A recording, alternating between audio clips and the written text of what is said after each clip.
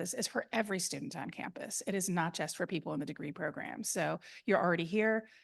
Don't let this be your first engagement with us. Let this be the first of many engagements with us. So again, thank yous having been expressed. I am going to hand this over to Morel to take it away with the speakers who you actually want to hear from. Hello, everyone, and thank you, Elisa, so much for that warm welcome. So as Elisa said, my name is Morel Jimenez. I'm the Senior Student Engagement Program Advisor for the Birmingham Social Enterprise Lab. That is a very long, fancy way of saying that I run undergraduate programming as well as the Jacobson Symposium. So today with me co-moderating is MSCC alumna Aaliyah Perry.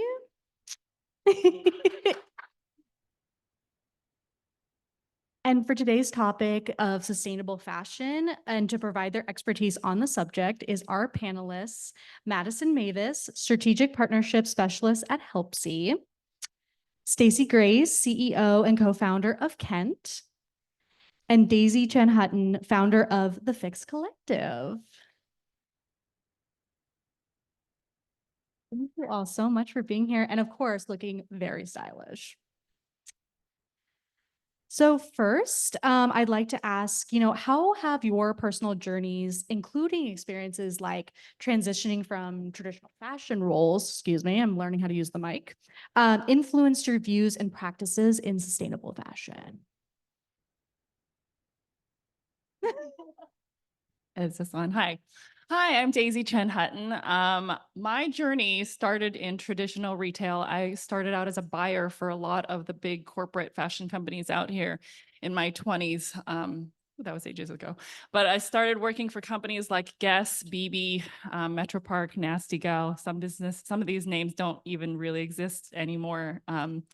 But back then, these were thriving, gigantic retailers. It was the height of capitalist fashion. And my job as a buyer was incredibly thrilling. I had the incredible opportunity of, as a buyer, you're in charge of creating the product to go into the stores. You determine your sales. And I was very good at it. It was my job to stay on trends. I would deliver the product, watch how it sold. And every Monday morning, you would come in and get these reports on all of your best sellers and how are you going to reinterpret those and sell more of them. And that's just how our business ran. And I loved it. It was a great job for me. Now, that said, the industry, as a lot of us know, is very toxic. And at that time, we weren't even talking about the impact. We were just talking about the culture. So when I left the corporate world, when I had children, that was really the biggest factor for me as far as changing my viewpoint on what this industry meant and what my role in it meant, because that's the time, this was probably 12 to 15 years ago, that I started learning about the impact of the business, of my personal journey, and I started having a lot of eco guilt about it. So while I will always love fashion, I cannot support the way the industry continues to model itself, and I had to do something about it. So that's how I became a secondhand stylist. I promote a completely different way of shopping and styling yourself. I don't believe your style ever has to suffer because you shop secondhand. And I just think there's so many other ways out there to be yourself. So my name's Stacy. I'm founder of Kent. We're one of the world's first compostable clothing brand. And my journey, I think, starts back when I was around 6 or 7 years old, when I grew up just outside of Toronto in Canada. And we would be composting and gardening in my backyard with my parents. I didn't know that that would influence my career trajectory at that point. So fast forward about 10, 15, 20 years later, I moved to London, where I studied a master's in strategic fashion marketing and focused on sustainability, and worked for a number of more responsible fashion brands. But I noticed that all of them were still relying on petrochemical-based fabrics, AKA synthetics, so spandex, nylon, elastane, and particularly in the underwear intimates category for women. If you look at the label of the materials on your underwear, chances are 99% are made from plastics. which are what these fabrics are.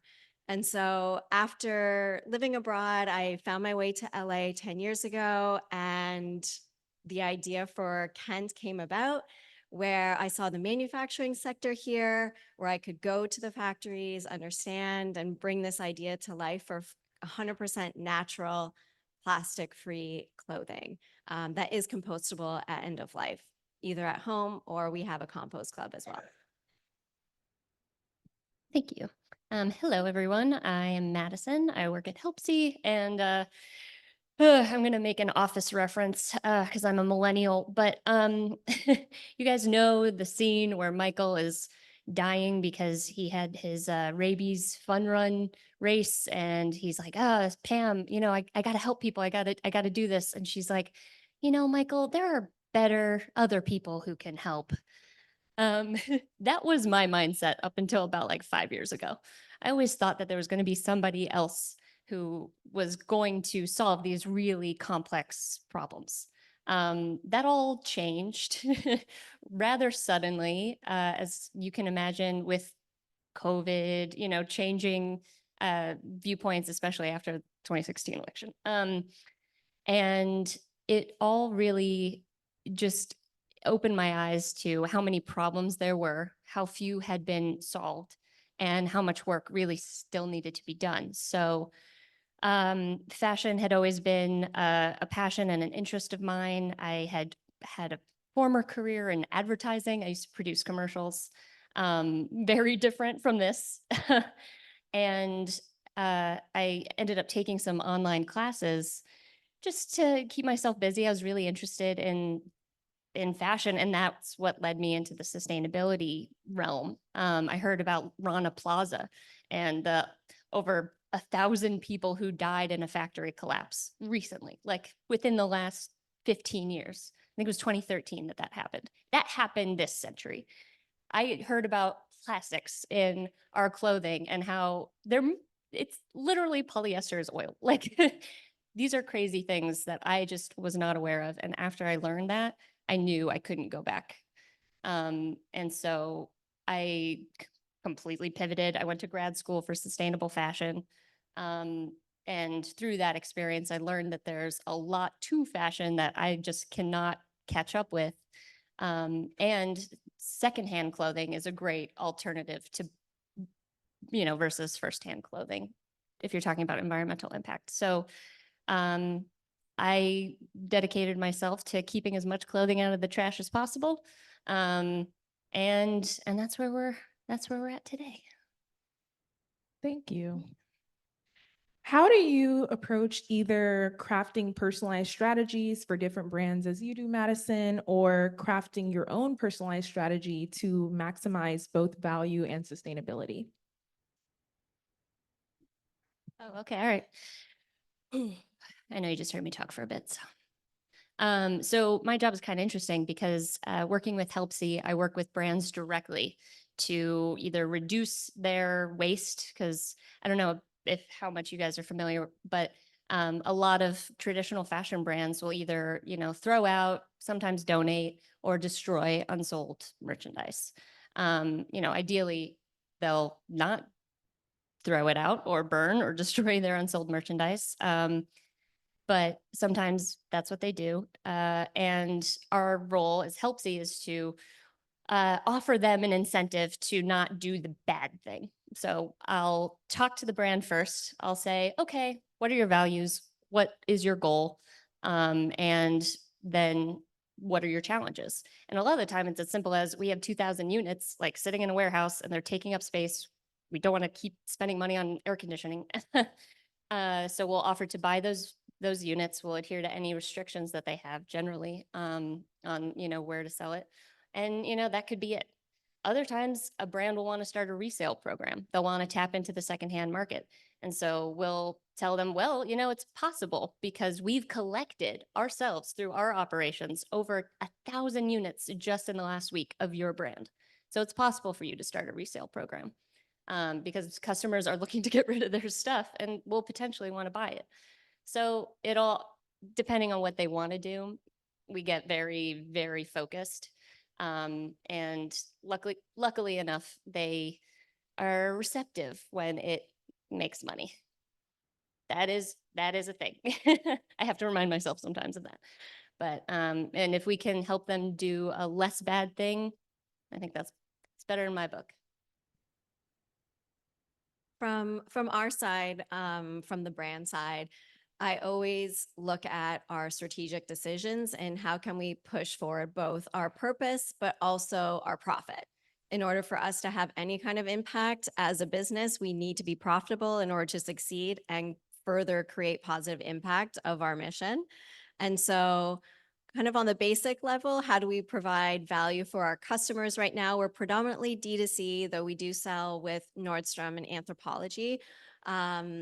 And so we look to provide what our customers are asking for: ultimate comfort, plastic-free. Some customers come to us for purely our environmental mission, which I love. Some customers come to us because they love the style, they love the fit, they love the comfort. So we have to make sure that we're checking all of those boxes, which again enables us to create the most impact and have the most longevity in our business. I love how we all have a different perspective. We have the brand perspective, but I work with consumers, with individuals who technically you are each your own brand. So you can also have a strategy to minimize your impact. When I work with a client, usually my first goal is to go through their closet, see what it is that they have, what it is that they are missing, what their lifestyle truly needs, and to build a real foundation, a capsule wardrobe, if you will call it.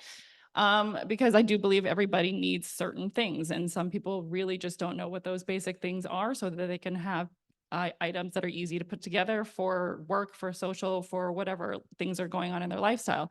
So there is a very easy approach to building a functional wardrobe for yourself. But it also comes down to the idea of being a conscious consumer in general. Really, it is about every one of us being thoughtful about every purchase we make, whether that is fashion, whether it is food, whether it is, anything that we buy, and asking ourselves, is this something we really need? Is this something I'm going to wear more than once?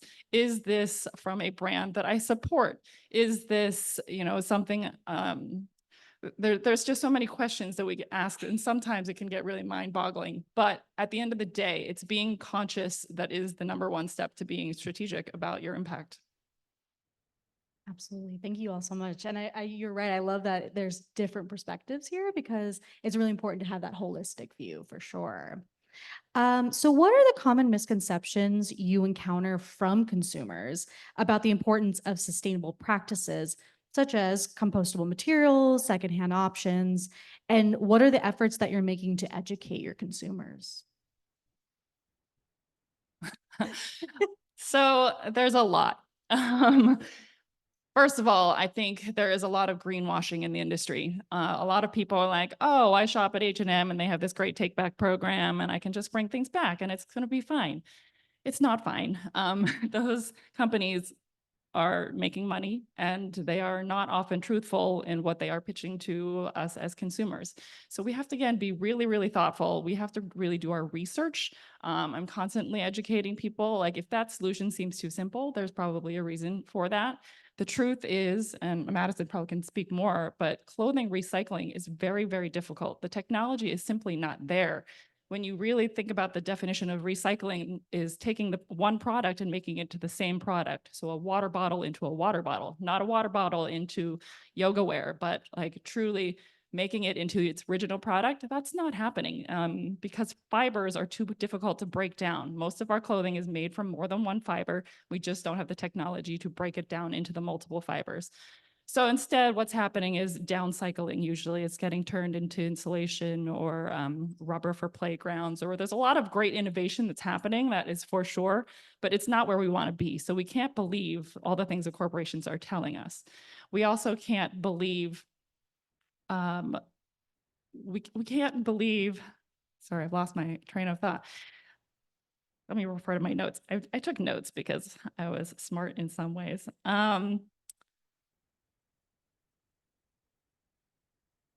is very hard. Oh, and returns. People always say, well, I can just buy all these things and return them. But there is a sad fact about returning. Now that we are a like 90% e-commerce, consumer base, people think they can just order anything and then send back what they don't need. So set 5 pairs of shoes to figure out which ones you want. The sad truth is that these companies, a lot of times it's cheaper for them to just throw away the products that are returned than to actually turn them on the shelf. So that's something I always want people to know because back in the day we would go try things on, and now we don't do that as much. We just order everything from wherever it comes from and we think it's going to be fine. But again, this is, part of the step of being conscious and really thinking about every single purchase that we make. And then the secondhand thing, sorry. Because I work with a lot of secondhand stores, people are always like, oh, how do you get over the smell? I'm like, well, there are a lot more than just your traditional old thrift stores. And yes, some of them smell, but a lot of them do not. There's a lot of great quality. So if you really are interested in shopping secondhand, there's an option for you. Misconceptions for our business. The number one is, will this underwear biodegrade on my body? And no, it will not. Just like kind of what we describe it as, just like a pineapple is not going to biodegrade on your countertop. Granted, it will probably over time. It does need to be in an active compost in order to do so. And so our products are so natural. You can chop them up, pop them in your compost, and it will turn into nutrient-rich soil. So similar to what you were just talking about, how recycling is so difficult, why I'm excited about compostable fashion, or I guess more specifically, compostable basics, those garments that you wear day in and day out. They don't have a clear donation or secondhand option at end of life. How can we provide a net positive afterlife for these garments? And so underwear is exactly that. You can't donate, resell. And so recycling is a really difficult option, particularly for underwear, because it does have elastic. Ours is fully plant-based, so you can pop the whole thing in. And we say you can literally plant your pants. So we are working to measure what the net positive impact of that is in terms of carbon sequestration at end of life versus going into a landfill, which I think over 11 million pounds of underwear go into landfill every day in the US. So it's one of those things that is, I think, why I'm excited is that I think a lot of our consumers are asking more and more about materials, and materials matter so much, both from the design stage, so getting designers on board to choose better materials, but also that afterlife stage, and thinking about what the full circular impact of your product is going to be. So I don't necessarily talk to consumers. I am talking to brands, but what I say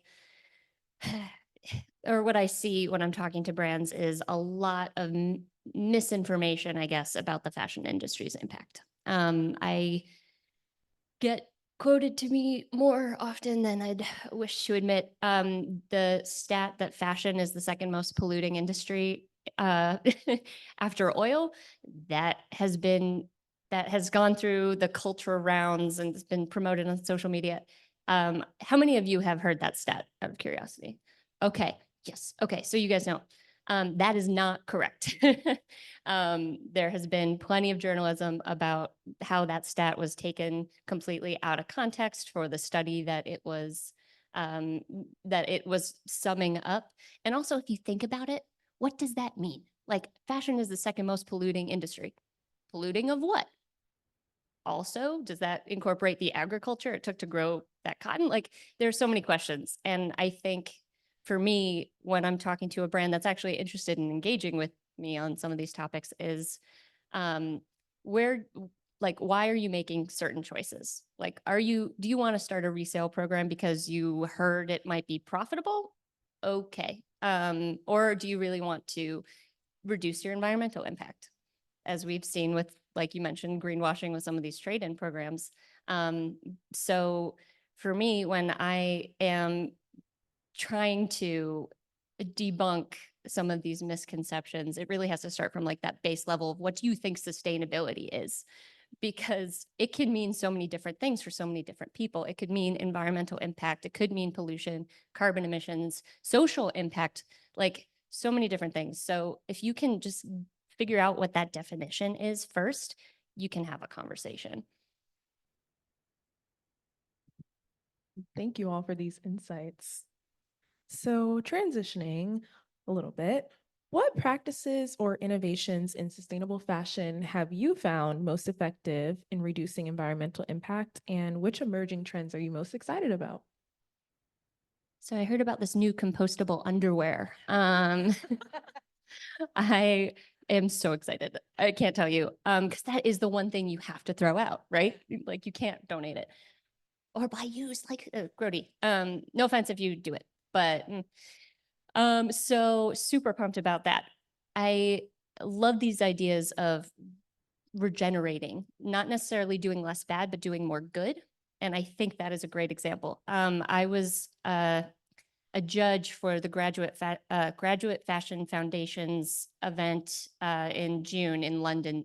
They get all these fashion students from all these different colleges, bring them together, and they have to do this competition. I was helping judge the sustainability award, and the girl we gave it to created this regenerative kombucha grown fabric that if you bury it, it will help give the soil more nutrients. Like, get out of here. That's exactly what I'm talking about. I love that. I love these new technologies, talking about my industry secondhand, that help with automation for sorting used textiles, because we collect at Helpsy over 100,000 pounds of clothes a day. And that's just in the Northeast. It's a wild amount. Yeah, crazy. And so we can't sort through all of that by hand. It would be really helpful if we had automation. And so then we could open up more maybe local warehouses. So we wouldn't have to ship things back and forth. It would just make so many, it would really help. And there are these really wonderful technologies getting introduced right now that will help with material composition recognition. So we're seeing that in plastics, which could then be used for polyester and maybe spandex and other oil-based synthetics. So yeah, super pumped. That kombucha fabric sounds amazing. I have kind of a similar answer in that there's my struggle in developing product is how do I make sure that it looks good, feels good, performance for the required use. So underwear, it has to have stretch, it has to have recovery, breathability, et cetera, et cetera. And so I'm always looking for new materials that check all those boxes that do have a compostable afterlife, and there's very few. There is one that is being developed in Canada right now, and I've met the founder and I'm like eagerly waiting. They're in startup phase and it's taking food waste and regenerating it as a spandex alternative. So I think this is going to be a huge game changer, this one specifically, but also all these other materials that are coming about. And I think that's what's really exciting, that there's companies around the world that recognize how bad our materials have gotten. We all wear clothes every day. Most of us wear underwear every day too. And it should be the healthiest for us and also not sacrifice style, comfort, and end of life. So I think there's promise for material development. So I certainly appreciate innovation. We need it very badly. But the most exciting thing is that each one of us can make a huge impact just changing our habits of how we shop. It's as simple as that. You are a consumer and your choices matter, and they define how businesses run their sales goals every year. So if we don't buy their product, they're not going to make more product. Shopping fast fashion is one of the worst things we can do. I think we've all heard that. A Shein haul is about the most terrifying thing I can see on the internet. So while, people make the argument that they need to save money, they can't spend a lot on their clothing, supporting these businesses is not the way that should be done. we have to believe that our choices really do matter and that we can make better choices. I always quote Vivienne Westwood. She's famous for saying that we should all buy less, choose better, and make it last. Those are simple, simple concepts that we can easily impact. So again, as an individual, you can make a difference. We cannot rely on these companies to make the differences for us. They need to do their part, certainly, but we also do, because it's a cycle and we all have to be in this together for really change to happen. Sorry, sustainable girly, over here. So, to your point, buying secondhand, right? One of the innovations I'm really excited about is this new company called Benny. If you haven't heard of them, look them up. BENI. They have an app, they have a website, and a Chrome extension. If you're shopping on a website like Madewell, Everlane, doesn't matter, it will pop up and show you a secondhand alternative to that product.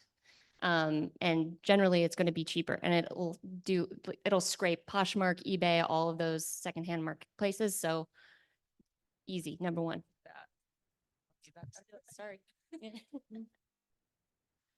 Thank you all for these insights. I think, especially as a college student, that's something that comes up, like how to afford sustainable fashion if it is at a higher price point. But thrifting and secondhand is something that has really become more popular amongst college students. And I'm happy to hear that, happy to see that. And I will be looking into that platform to see the sustainable secondhand options right on the website. That seems super cool. Can I interject one more thing? There's also the cultural acceptance of re-wearing what you already own. The number one sustainable thing is wearing the clothes are in your closet already. So how many times can you wear that item? Like, does it really matter if people have seen it on TikTok? I mean, we cannot go on pretending that we wear items one time and they should never be seen again. So we have to get to that level that we should rewear our items. And I love that celebrities are now doing that on the red carpet too. Yep. Incredible. And all of you have notepads and pens, so I hope you're writing this down. So now I'm going to give the audience a chance to ask questions if you have any. So if you do, just raise your hand and I'll call on you.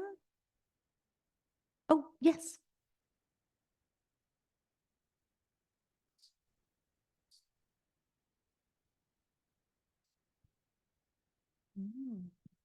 This is a good question. So the bulk of the materials that we use are an organic Pima cotton.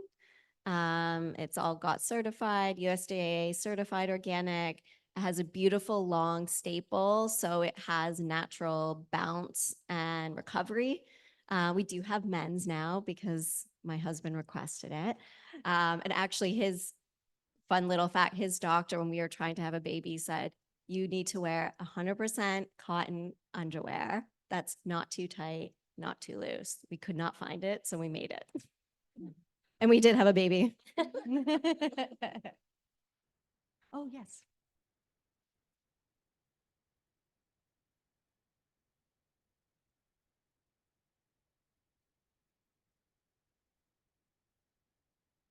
You said the growing process?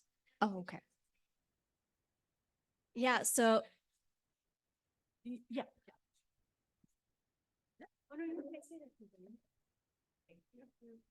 Yeah, I just want to follow up a questions like just curious, how do you make sure that your growing process, the content is sustainable? Yeah. Thank you. So the cotton that we use is GOT certified, which is the Global Organic Textile Standard, and they monitor growing conditions both from an environmental as well as a social impact standpoint. So we know the fields and the farms that grow our cotton. They're also one of 4 farms in the world that is regenerative organic certified, so ROC certified. Excuse me. So we do rely heavily on certifications and regular audits of those suppliers. And by, I guess, good or bad, I've been involved in every single step of our supply chain. So from sourcing the cotton at the farm and the mill level, sourcing our elastic, sourcing our thread, looking at our dyes. I've had my hands in all of it, which is really atypical.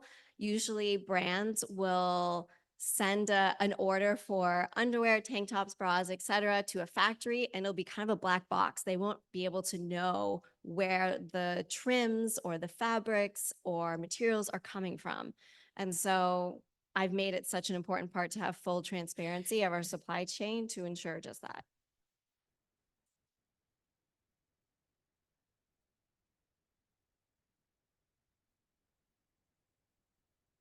I think that's pretty cool, having full transparency on the supply chain. Have you thought about, like, the question is that like a marketing, is there marketing value to showing that in your marketing? I'm just curious.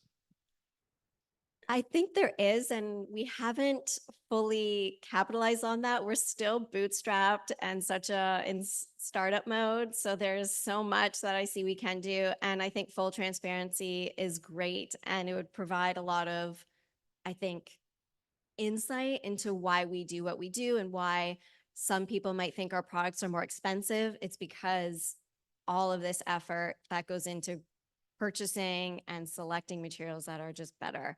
So point taken.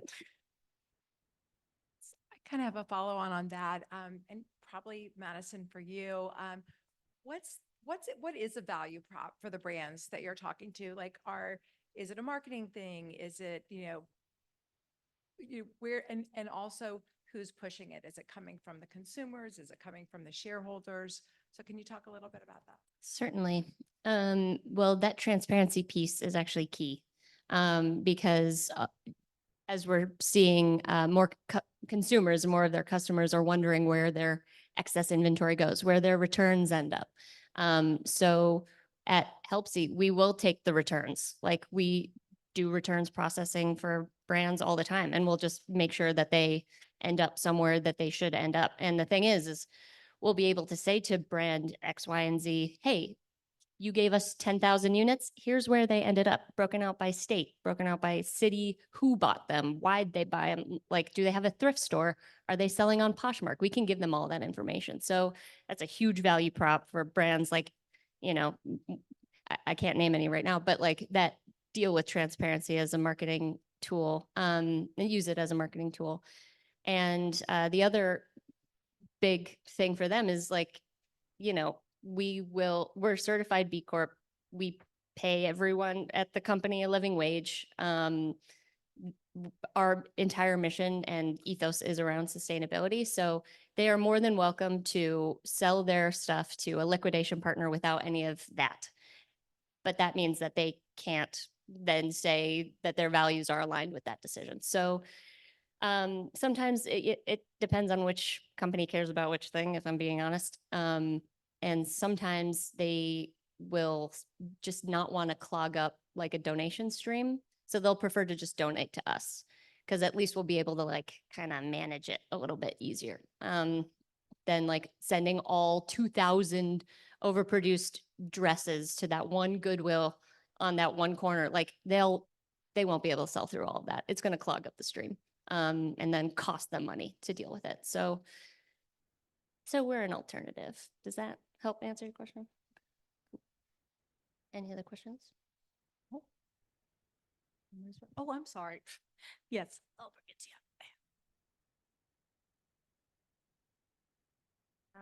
Mine was for Stacy. I had a question about how do you think, or what kind of infrastructure or partnerships do you think are necessary to make like compostable fashion specifically more widespread and more scalable as an industry?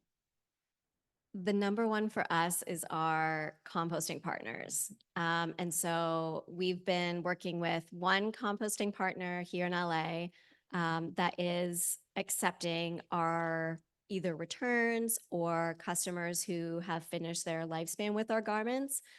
But thinking about how can we scale that, because there's not a neat and tidy certification for compostable clothing just yet. We are working with BPI, which does certify other compostable products, notably compostable food packaging. we don't really fit inside the mold just yet.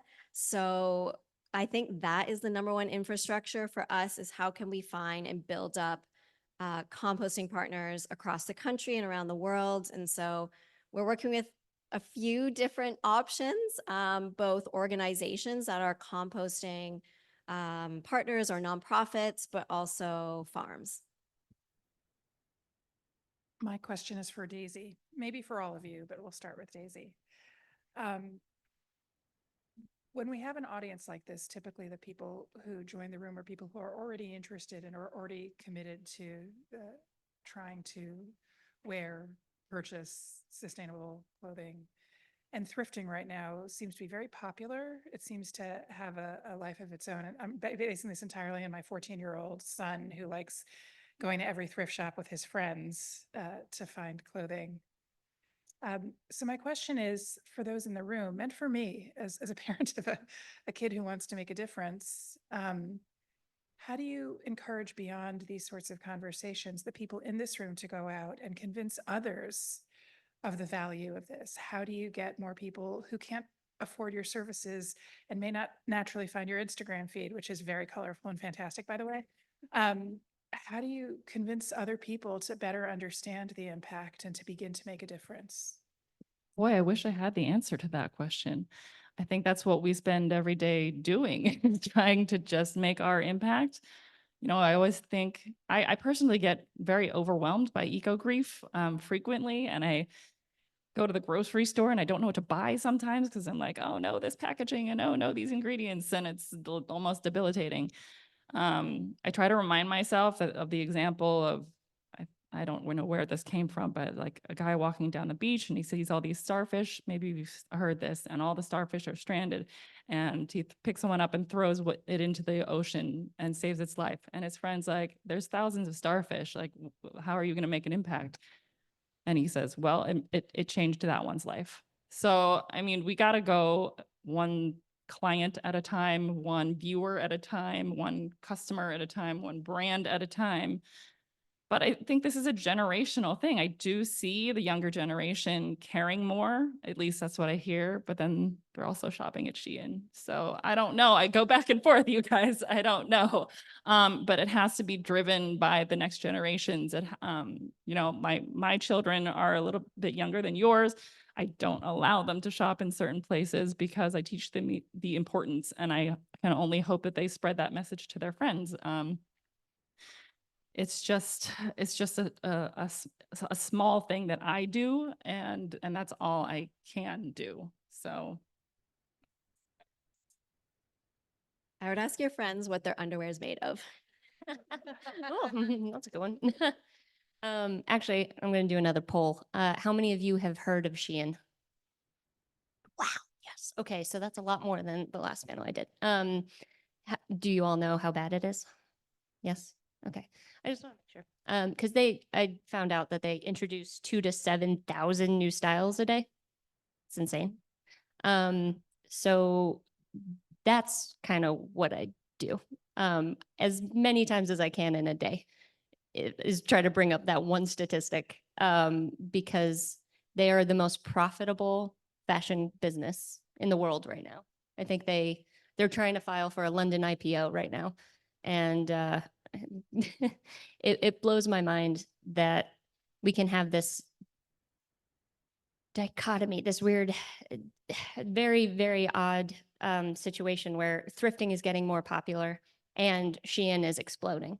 And I think something to keep in mind is, okay, you buy secondhand, that's really good. But are you only buying secondhand? Are you buying firsthand stuff too still? Like, because if you are not displacing that firsthand purchase with a secondhand item, that secondhand item is not going to have the reduced impact that you want. If you continue to buy and buy and buy firsthand stuff, you can't do both. You can reduce this and increase that, but the impact will not be as good if you just continue to buy and buy and buy. And I think, you know, for me, when I'm going through my day, I try to tell myself that I'm making an impact just by doing what I'm doing and hopefully influencing my friends and family. And you know what? My sister hasn't bought anything new either in the last 2 years. So I'm gonna take that as a win. Amazing. I do have friends who run away from me sometimes. Oh. Or they will hide what they purchased. They will be embarrassed to talk to me when we go out about what they're wearing. And it's funny. And I understand, I get it. You can't always do the right thing. You have to purchase things sometimes. Like, again, it comes back to being conscious though, and just doing your best. But honestly, I think about my children. You have a child, like I cannot in good faith make these terrible choices knowing that my children are going to have to live with that. So if you can't comprehend the future of 20 years from now, 30 years from now, I don't, that's the challenge I put out to everybody is think about the future. That's all you have to think about. Absolutely. Thank you so much. And for those in the room, because we do have a lot of individuals who are interested in social impact and on Zoom, what would you say to those who are looking to actually get into the sustainable fashion space? I'd say try and work with a sustainable fashion brand and don't be afraid of the small startups, not just because I am one, but that's where I started my career, where I worked for one designer in London. And I learned so much because I had to wear so many hats. It was a small team. She brought me to press meetings, buying meetings. We had breakfast with Vogue. I'm not saying that's always going to happen, but I think there's something really admirable about working with a small, scrappy startup that might not be the well-known big fashion brand just yet, because you do get exposure to all areas of the business. I would say that there's a place for you. It is a very large and evolving industry, especially the sustainable aspect of it. We need help. Everyone needs help. And so, depending on if you have $1 million to invest in a small startup and maybe help them scale, that'd be super dope. But if you don't, and you want to start one, I encourage you to do some research, talk to Stacy, talk to Daisy, talk to myself. And there are so many different opportunities as we're all kind of, representing here. Like if you have a passion for an element of this, follow that because there's going to be something for you and we'll help you get there. I would also say really consider your purpose because there's a lot of people out there creating their own brands and calling it sustainable.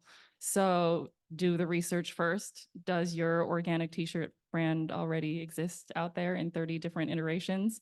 What about your project is going to be different and make it necessary, make it better? And that's only a question you can answer also, because I'm not saying you shouldn't go out there and try and innovate because somebody needs to go and do it better, but there's already so many people doing it that I love what you said, but if you have money, supporting a brand that is doing something well is great. Maybe it's not, as direct impact as you were hoping, but it will make a difference. So research and then, find your purpose. And y'all will have the opportunity to speak to them if you stick around for the networking.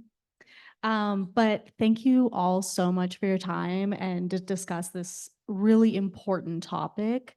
I think it's very clear from this room that, as you said, Madison, it's a very emerging industry and it needs the help. And so I think a lot of these people in this room are looking to offer that help. And thank you, Leah, for co-moderating this with me. We'll take a 10-minute break and then we'll come back for our fireside chat. Thank you.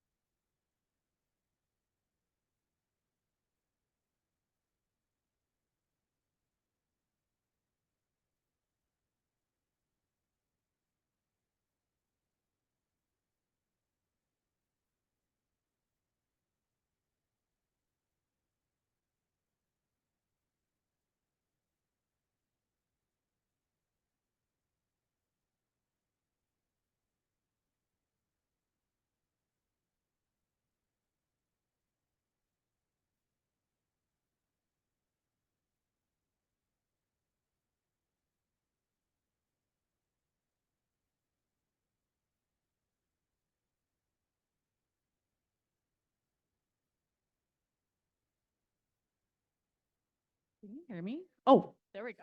Hi, everyone. If you can take your seats, we're going to get started on the fireside chat.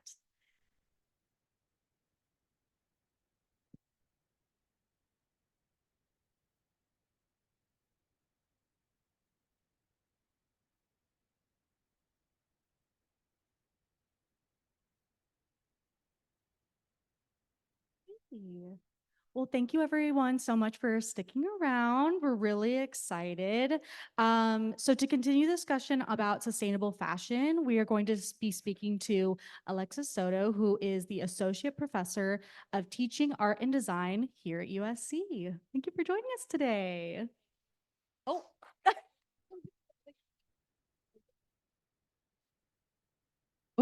Oh, I'm delighted to be here. Thank you.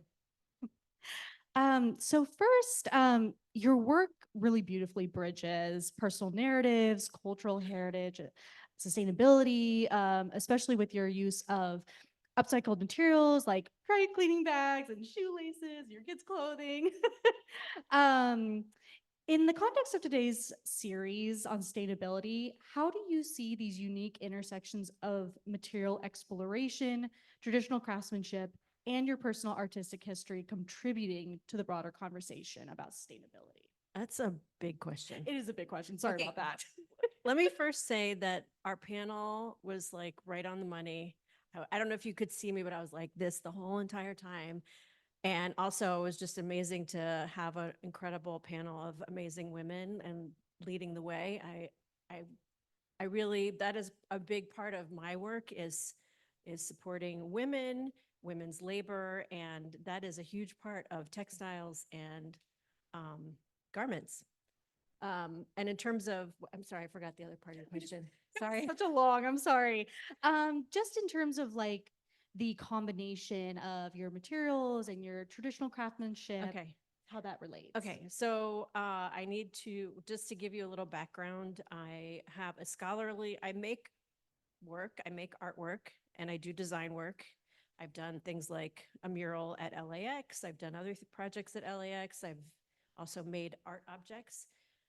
But I do scholarly work because I'm an academic, and I got really interested in kilims because of a family reunion, and it got me into a big deep dive, and I ended up getting a Zumberg to go from USC to go to Albania because there's not a lot of support to do that kind of research. I went to Albania and I ended up interviewing a lot of weavers. And as I was talking to these women who were basically working under a police state, hearing about their process and thinking about what they were going through, I wanted to learn how to weave. So I taught myself how to weave first. And that's the thing that's incredible about textiles and about actually when you think about making cloth, is that it's very accessible. If you think about it, women have been doing it for millennia. Spinning, it's very easy. It takes a little bit to get the hang of it. I do it. It's very doable. It's slow.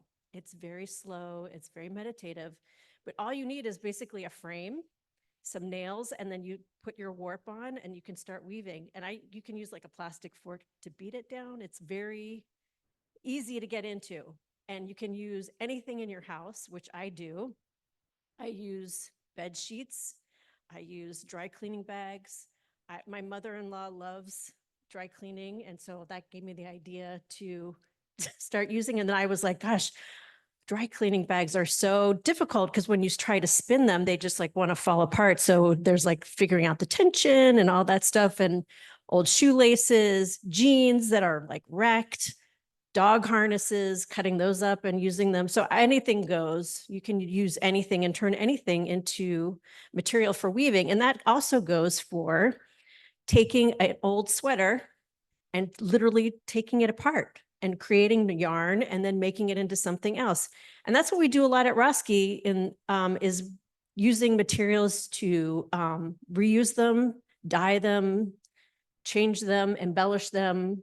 And actually tomorrow in class, we're going to be doing shibori, which is a Japanese technique of indigo dyeing. So we have an indigo vat and we are going to be working with students to do that. So it's going to be super fun. I think I totally went off topic. No, I love that. That's incredible. I want to join the class tomorrow. Come now. on. So as you mentioned, you're obviously very deeply involved in both art and academia. What do you think the role of institutions like USC are in kind of holding those sustainable standards? You know, it's very clear, obviously, even from the little trash cans we have in here, but just kind of from your experience and within the art space and things Right. like that. So I mostly teach in design. I have taught on the art side too. And I have to say that that has been a primary driver for teaching design students, is thinking about sustainability, talking about materials, talking about where did that material come from? Is it something that, do we need more plastic? Do we need to do like 5 million things on the like MakerBot to make plastic things? No, we don't. We really don't. So how do you make choices? How do you make a model maybe out of paper that could then be recycled as opposed to something else? So we try to talk about that. We talk about, you don't need to print reams and reams of stuff. You just need to print what you need. So a lot of times, for example, we have a big event coming up and we will make a digital catalog that will be print on demand. And that's another thing that when we've gone out with students to make them aware of things that are like, there's a knitting company in New York, which is basically a 3D print, but it's like knitting, if you can imagine, and it's completely done on demand. And they have, figures of minimum orders, but that you can figure out what kind of yarn, what is the texture, color, all these things. So we try to talk to students about that because to be honest, I was just telling the panel, I am that person at Roski who tells students, are you sure you really want to do that? Because that's really bad. You really don't need to send that to be manufactured in China. You really don't need to do this. You don't think about other ways to do it. How else can you make it? So I am that person at Roski, but it's really important to have these conversations and to have conversations about what is the aspiration? Why is it that you want to do it? And how can you create, using your design and your creativity, something that is actually good for all sectors. And that being said, designers, in my opinion, creative people are the precise people to figure out how to completely change industry. They are so creative. There's no reason why they can't figure out other ways and push back. And so I tried to have these conversations at Roski with students. Did I answer that question? Absolutely. Yeah. You're single-handedly keeping sustainability alive at USC is what you're Well, saying. I don't. I think it's Roski in general. I think Yeah. that's a general policy at Roski. We have like material exchange, we share, we do all kinds of stuff like that. That's incredible. Dumpster diving. We know who has the best trash. And you were mentioning the creativity behind those unique different sweatshirts and dry cleaning and all these things. From your exploration with those, what would you say or what do you think might actually be the future of fashion textiles? Or what would you suggest might be the future of fashion textiles? I can't answer that. I have no idea. I think that it's wide open. I'm sure everybody has seen, we've had grad students who have done kombucha leather, mycelium. I mean, the materials development is incredible. And it's, happening in packaging, with using seaweeds and other kinds of stuff to make things better and less harmful. So I can't predict that, but what I can say is if you think back to the pandemic when we were all in quarantine, that was like a really special moment where like people were making their own stuff. It was like cottagecore. People were crocheting and knitting and learning all these crafts and thinking about embellishment. And to me, like that is, to me, the most interesting is like things that are one of a kind, things that are altered and changed to your specifications and your style.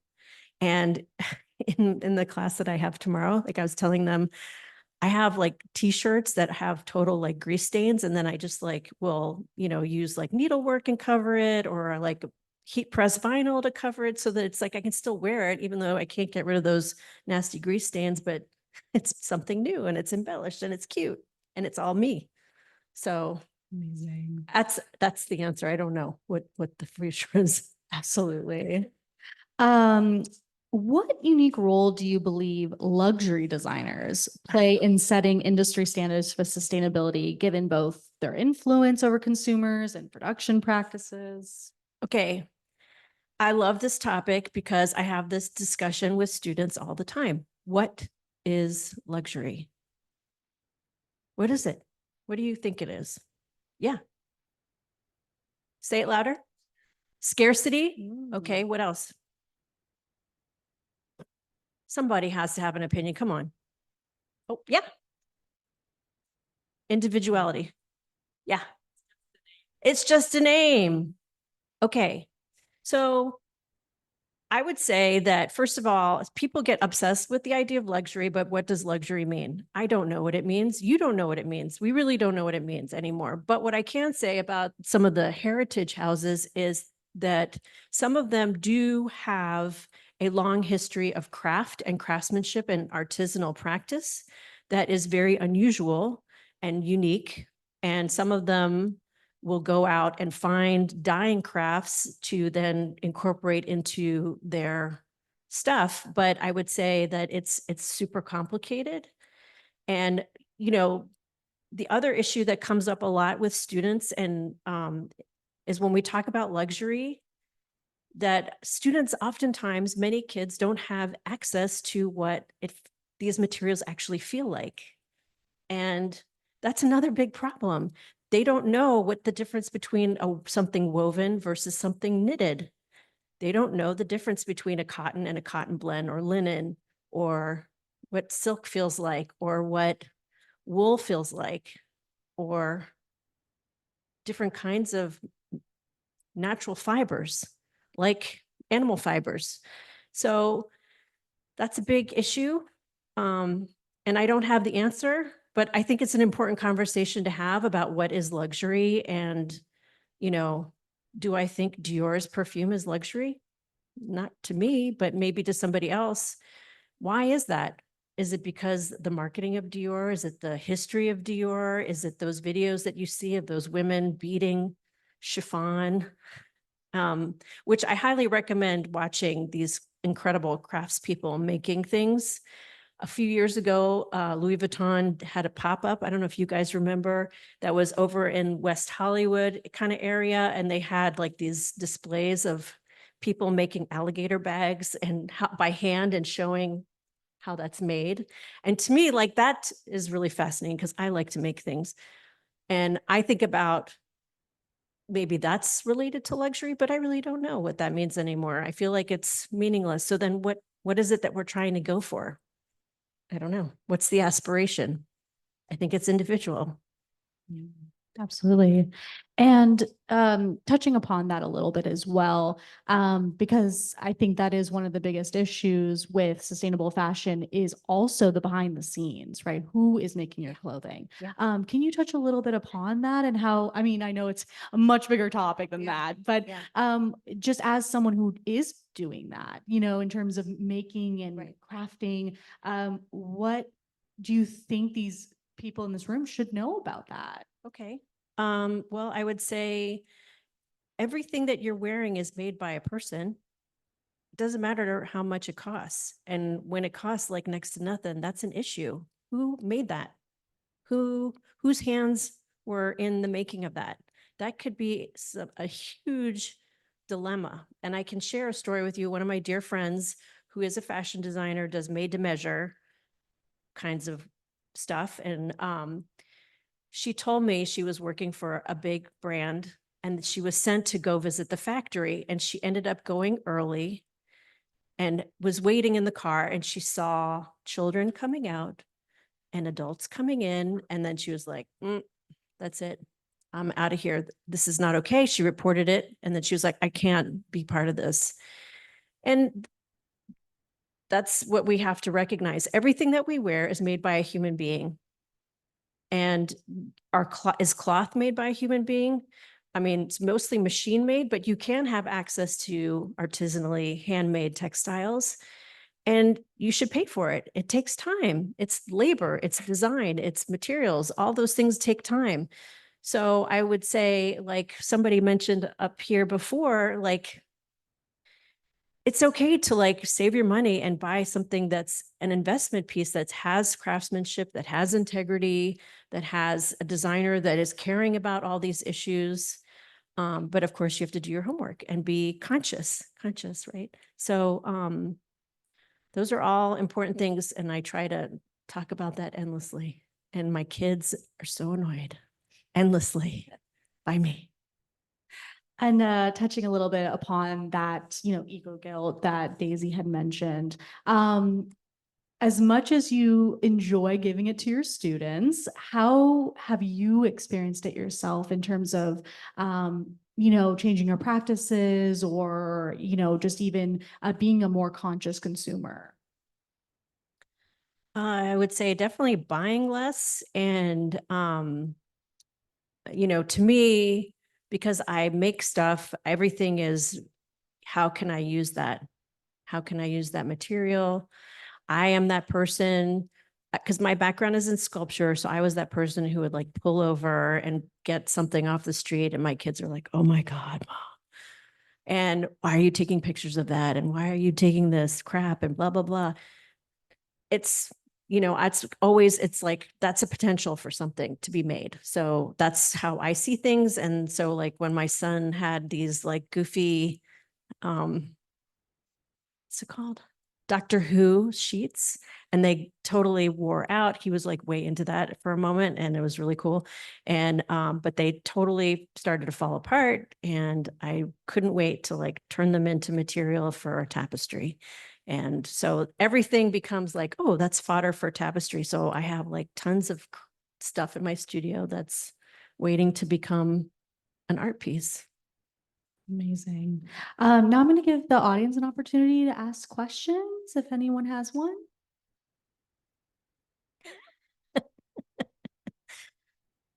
I don't believe I was that clear at all. Not even close, but I appreciate it that you are so impressed by it. I have to say. Come take my class. It's so fun. It's happy fun playtime at Roski. Yeah. Yes. Oh, Sorry, you first. Yeah, go ahead.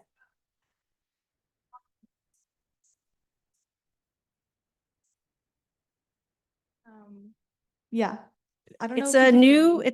right now it's tomorrow's class is a new fashion class. That's FDN Mhm. 430, I want to say.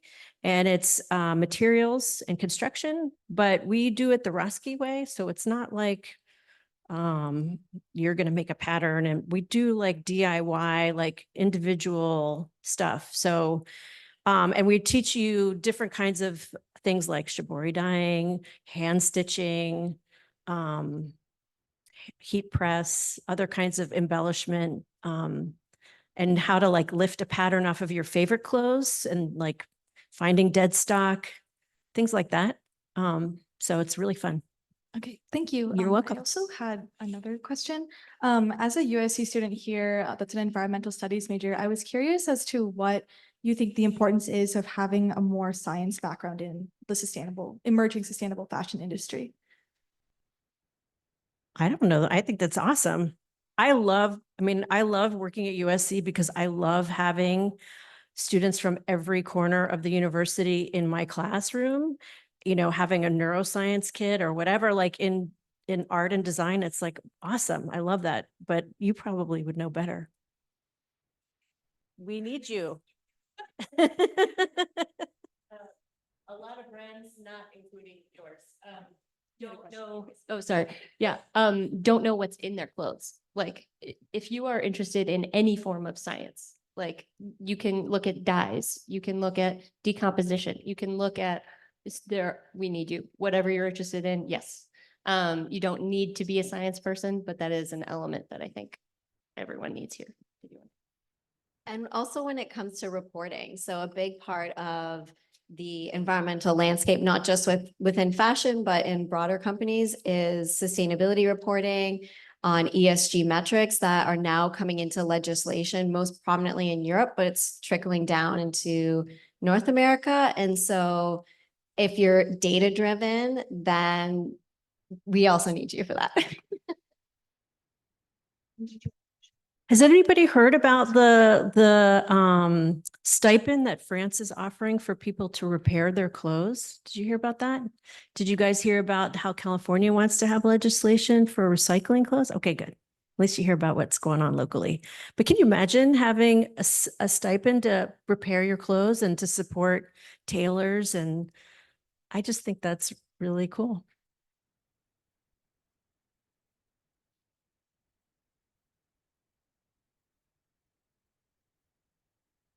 I'm also an environmental studies major, but I'm hoping to add on a fashion minor. So my question is either for you or your students, what is the project you are most proud of and what was your creative process? Okay, what's the most thing that I'm most proud of Like a project you're most proud of, that my students did? either or you.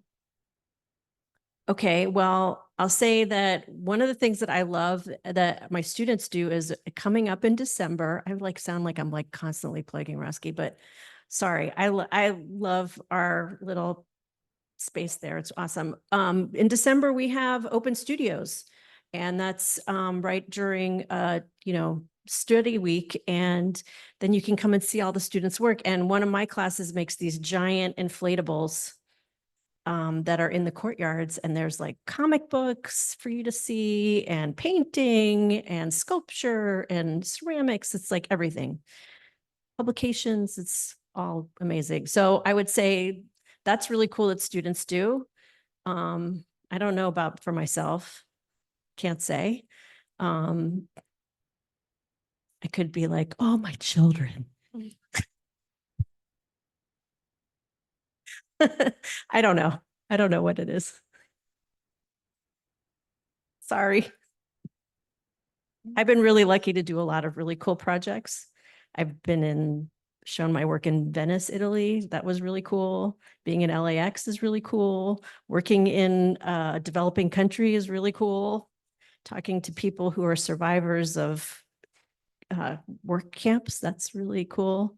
So I've really been lucky to have, I just follow my heart with what I want to do. And so that works out good for me.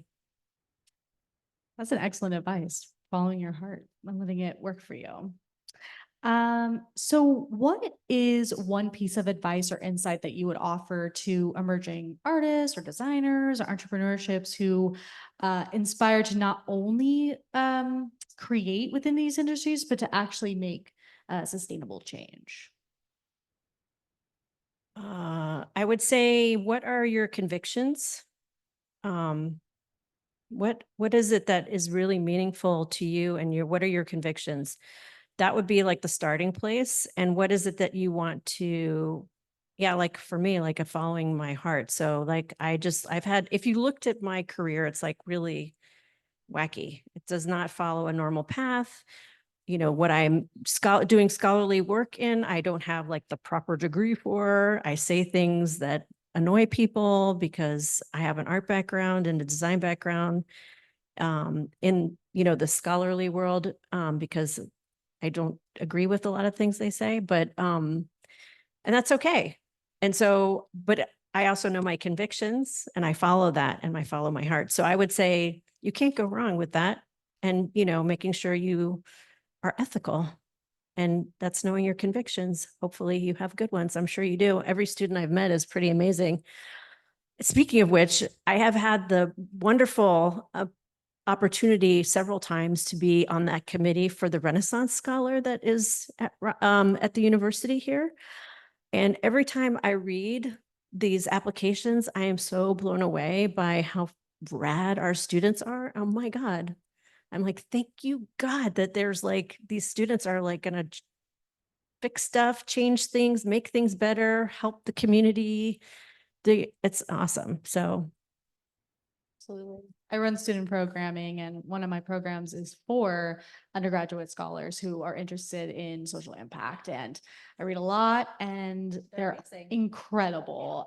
Some of them have even already started their own nonprofits, organizations, and I just hope that we can continue to encourage them to continue those dreams past, their education. So, well, thank you so much for your time, Alexis. Thank I really you. appreciate it. You're welcome. Thank you for having me. Now we will take a little break and then we'll have some networking and some small bites and treats if you'd like some. Thank you so much.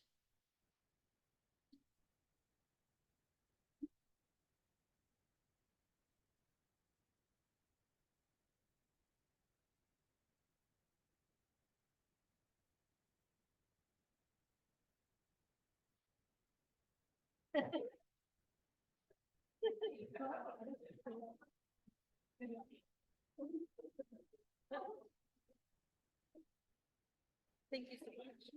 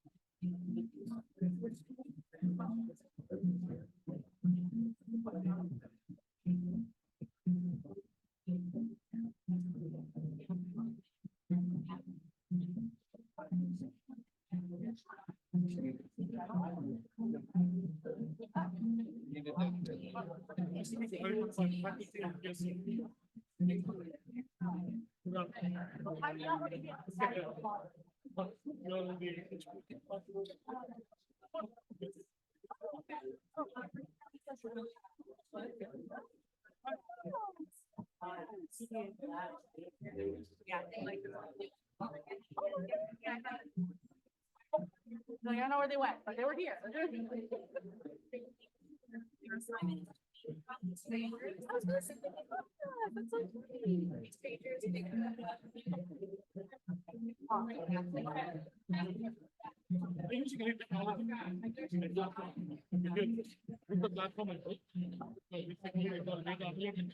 Any content you post on social media, video,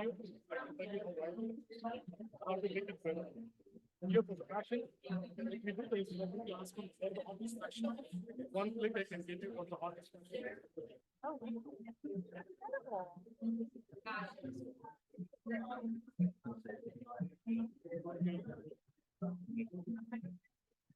Any content even if you grab it, you can how widely from the viral, we tell you what's the concept inefficiency, what is the what inefficiency, in terms of the world's first emoji analysis. The Gen 3 and Gen analysis. I know. Yeah. Now, what's the PSU?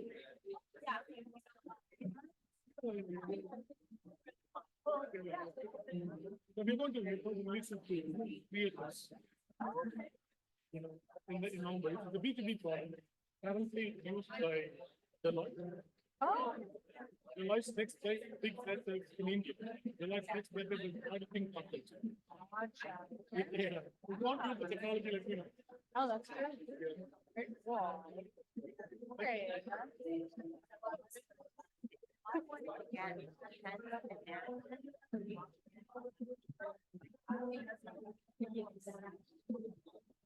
Yeah. Yeah, because no, I know, which is amazing.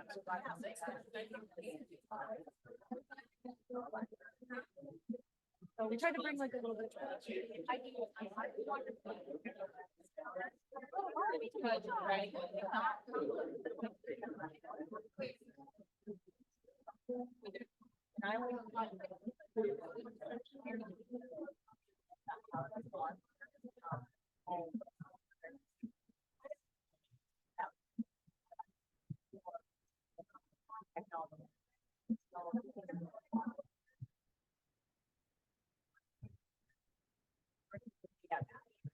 Oh, yeah. Yeah, just give me an email and I'll, right.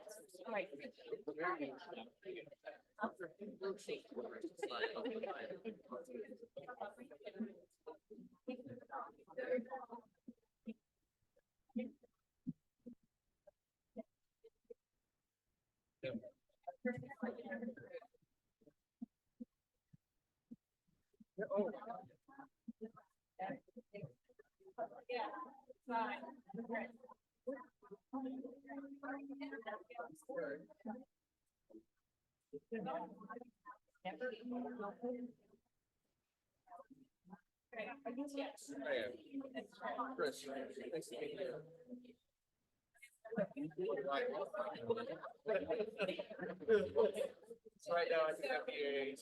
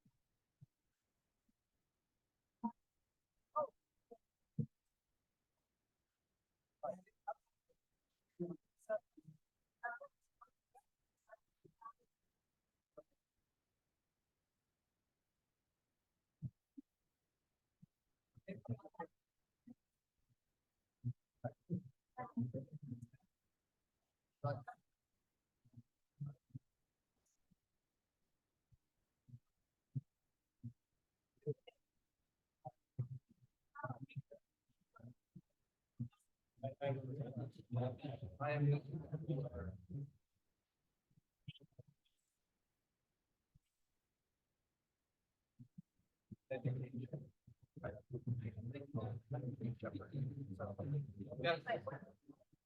So I have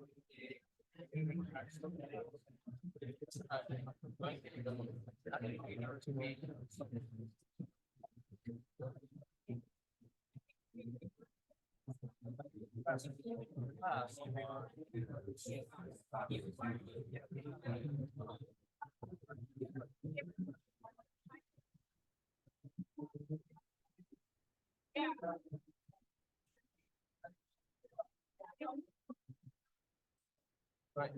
I want somebody to like. That's who I am. Also.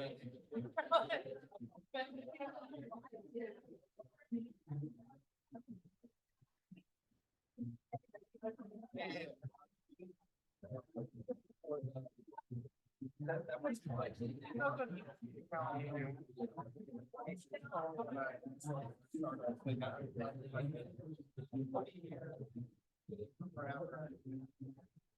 And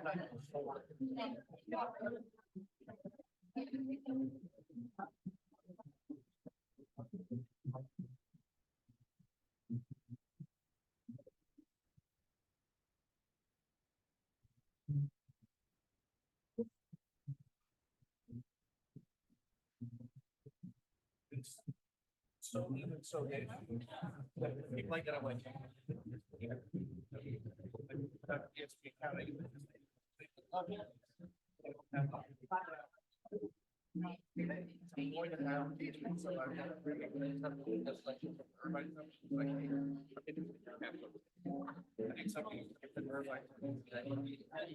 I've done this forever.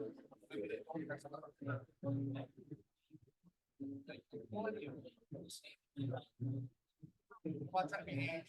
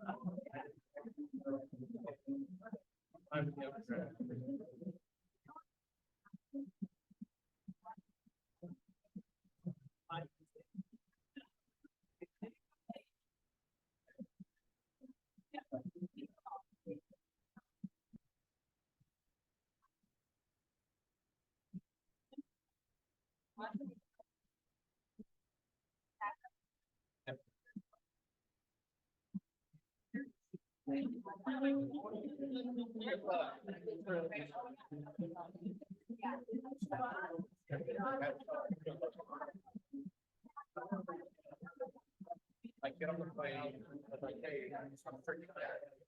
I get rid of everything. And